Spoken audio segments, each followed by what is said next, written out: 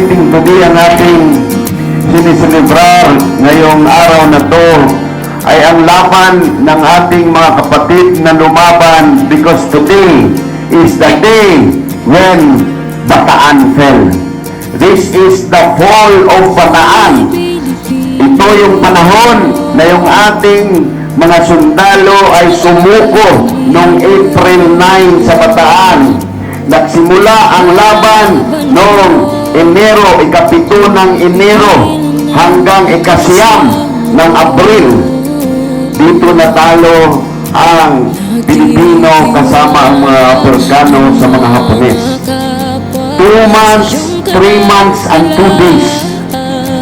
Walang kain, walang tulog ang mga bayani ay lumaban sa Bataan, including my great-grandfather, Sergeant Cristobal de Mere.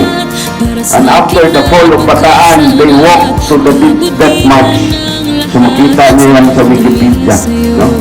So yun ang ating sineselebrate ngayon. Ito yung fall of Bataan. Kaya araw ng kagitingan, hanggang 3 buwan at 2 araw na lumaban yung mga Pilipino with the bombardment of the Japanese. Walang aerial support. Si Tago, pinutol ang tubig, pinutol ang pagkain, so hanggang sumurrender ang Bataan. Sa kasalukuyan, sinasabi natin na ito ay mahalaga na magkaroon tayo ng sariling kalayaan. Ang kanilang mga sakripisyo at pag-aalay ng buhay ay hindi dapat kalimutan, bagkus ay dapat nating alalahanin at ipagdiwang. Sa kasalukuyan, ang diwa ng kagitingan ay patuloy na umiiral sa ating lipunan. Ang mga sundalo, pulis, guro, manggagawa ng kalusugan at iba pang lingkod bayan ay patuloy na nagpapakita ng kanilang tapang at dedikasyon sa paglilingkod sa bayan at sa kapwa Pilipino. Huwag nating kalimutan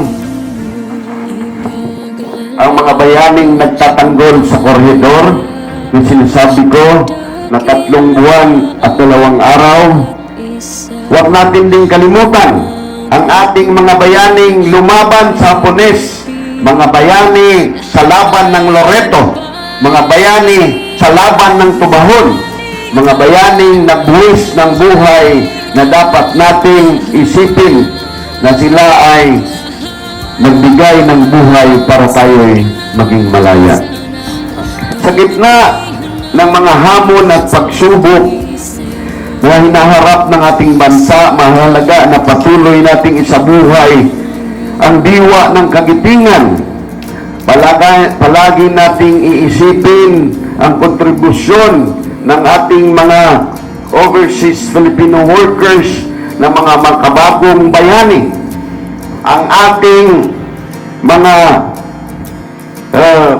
seasonal workers na ngayong araw na to, ang unang batch ay tumungtong na sa South Korea para ipagpatuloy ang laban ng mga bagong bayani laban sa kahirapan.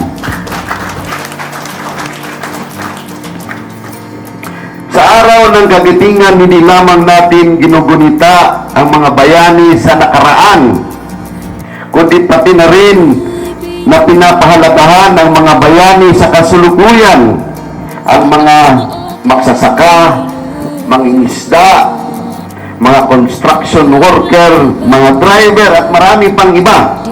Sila ang ating mga bagong bayani. Bawat isa sa atin ay may kakayahang magpapakita ng kagitingan sa pamamagitan ng pagtitiis at pagmamalasakit, pagmamahal sa bayan. Hindi rin natin kalimutan ang mga bayani sa inaharap, ang mga kabataang dinagatnon na pumasok ngayong taon sa Philippine Science High School. Sila ang magiging bayani sa kinabukasan. Ang mga scientists na mga bata at math wizards na lalahok sa patimpalak sa bansang Amerika sa susunod na araw, sila ang makabagong bayani ng Dinagat Islands. Ang mga batang nagkamit ng medalya sa Batang Pinoy sa karate competition, mga batang nagbibigay ng papuri sa atin sa pamamagitan ng archery, taekwondo at arnis. Ito yung mga batang bayani na susunod na bayani para sa atin. Bawat mabuhay tayong lahat, mabuhay ang mga bayani ng Pilipinas, mabuhay ang dinagatnan at mabuhay ang ating bansa.